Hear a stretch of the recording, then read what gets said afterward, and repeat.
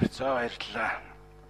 Би ч одоо аюул олон асуулттай гэхдээ хугацаанд хүрэхгүй учраас зарим асуултуудын л одоо асууя да. Гэхдээ дараа нь би үг хэлэхдээ асуултыг санал болгоод явж. За эхний асуулт. Энэ үг байхгүй. Тэгвэл би энэ дээр л багтаах гэсэн шүү дээ. За би ерэн сайхан уншчихъя. Тэгэл ерөнхийдөө энэ бол асуулт гэхээс асуулт дагуулсан дандаа санал. Нэгдүгээрт жижиг дунд бизнес гэдэг тийм тодорхойлт гаргаж ирэх. Жижиг дунд үйлдвэрлэгээд эн чинь явцсан орчод байгаа. Гэтэл илтгэл дээр 82.6 худалдаа үйлчлэгэнд гэсэн. Тэгэхээр энийг тэр тодорхойлт гэдэгт энэ талаас нь өргөн ойлгох хэрэгтэй. Хоёрдугаарт банк ус санхүүгийн байгууллагууд өнөөдөр жижиг дунд бизнесийн санхүүжилтэнд огт оролцож чадахгүй байна. Энийг төрийн зүгээс, засгийн газрын зүгээс банк ус санхүүгийн байгууллагуудыг зайлшгүй оруулах ийм механизм хийж өгч. Гуравдугаарт өнөөдөр ломбард гэдэг бичил бизнесийн асуудал өнөөдөр улс төрийн талаасаа ч гэсэн, эдийн засгийн талаасаа ч гэсэн эсрэг орхигдчиход байгаа. Энийг бичил бизнес гэдэг ийм юмыг өөрийнхөө бодлогод оруулж өгөхгүй л маш олон сонгогчдод чинь энэ асуудлаар л ярьдаг шүү. Энийг анхаарна уу. За дөрөвдүгээрт тэр субконтракт нөгөө туслан гүйцэтгэгч Эрдэнэт мэтийн томоохон үйлдвэрүүдийг түрүүн гонжигдорж гишүүний хэлснээр энэ жижиг дунд бизнесийг бүр төрийн зүгээс тийм төрийн өмчтэй томоохон үйлдвэрүүдэд энэ кластерыг шууд даалгавар байдлаар өгдөг. Ингүүл энэ нөгөө туслан гүйцэтгэгчийн гэрээ гэд буюу энэ кластерын хөгжлийг чинь суурин тавигданаа. За дээр нь таксины жолооч нар энэ одоо жижиг дунд бизнест хамаарагдах уу? Энэ нийт 160 мянган таксины жолооч нь 50% нь ядуу ажлын байр. Гэхдээ эднээс бол хүмүүст одоо бас үйлчлэгээ үзүүлээд явж байгаа. Энэ талаас нь бас бодож. Дээр нь хөгжлийн бэрхшээлтэй 108 мянган иргэний асуудал байна. Энд зориулсан засгийн газрын мөрөө хөтөлбөрт тэдний ажил эрхлэлтийг дэмжих тусгай сан байгуулна гэсэн. Энэ сан хизээ байгуулагдах вэ?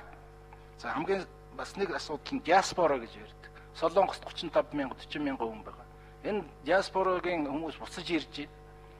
Тэгэхээр энэ диаспорогийн хүмүүсэд зориулсан тусгай энэ ажил эрхлэлтийн дэмжих буюу одоо гадаад ажиллаж байгаад ирсэн монголчуудад зориулсан ийм ажил эрхлэлийг дэмжихийн тусдаа тийм хөтөлбөр ч юм уу ямар нэгэн бодлого гарах уу? Эцэст нь төрөөсийн байрны асуудал. Төрөөсийн байр ба үйл хөдлөх хөрөнгийн татвар хоёрын хооронд нь холбосон тийм механизм үүсгэх үү? Гэсэн ийм асуултууд байна. Бизнес инкубаторуудыг хизээ хөвчлөх вэ?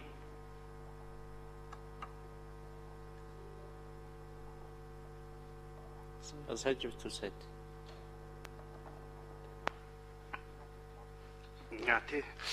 За Дембэрэл гишүүний их чухал саналууд байгаа учраас нэгтгэхэд бид нэр таны асуултуудыг бүгдийг тэмдэглэж авсан. Албан тоотоор хийгдэх хэрэгжүүлэх асуудлууд, хавсан саналуудаа бол хариу болгоод явуулчихъя гэж бодож байна. Яг тодорхой асуусан асуулт хөгжлийн бэрхшээлтэй 108 мянган хүнтэй холбогдолтой энэ асуудлаар бол нийгмийн хамгааллын яамн дээр голчилж ажиллаж байна. Манай хөдөлмөрийн яамны төрийн нарийн бичгийн дарга за холбогдох улсууд орсон юм хамтарсан ажлын хэсэг ажиллаж байгаа. Тодорхой шийдвэрт бас хэрхэн ажиллах чиглэлээр эцсийн шийдлийг бол бид нар гаргаж чадаагүй. Энэ чиглэлээр тодорхой үр дүн гарна гэж ингэж ойлгож болно. За гадаадд ажиллаж байгаа ирж байгаа хүмүүстээр анхаарах чиглэлээр бас юу хийж гэнэ вэ гэж байна.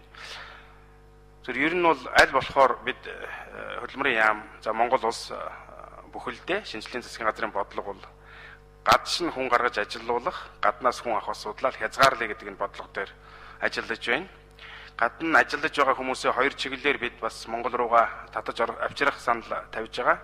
Ялангуяа оюуны гэдэг юм уу томоохон одоо газрууд ажиллаж байгаа чадамжтай Монгол улстай бас үйлдвэрлэл үйлчилгээ эрхэлж байгаа бололцоотой хүмүүстэйгээ бид нар интернетээр холбогдож саналуудыг авч байна. Хэрв тодорхой төсөлтэй Монголд ирсэн нөхцөлд бол жижиг дунд үйлдвэрлэлийн зээл болон бусад зүйлээр бид нар дэмжлэг үзүүлэх тодорхой ажилд төрийн болон бусад газрууд дээр одоо шалгаруулалтанд орох гэсэн нөхцөлд нь бол дэмжлэг үзүүлэх бас бололцоо байна гэж ингэж ойлгож байгаа.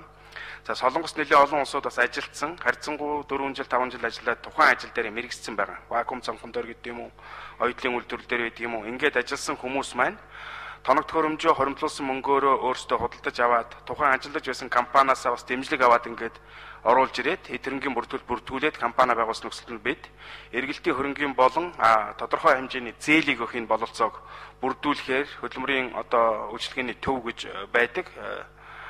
Солонгос улсад энд ажиллаж байгаа хүмүүсээр дамжуулан бид нар тэнд ажиллаж байгаа хүмүүстэйгээ санасолцож байна.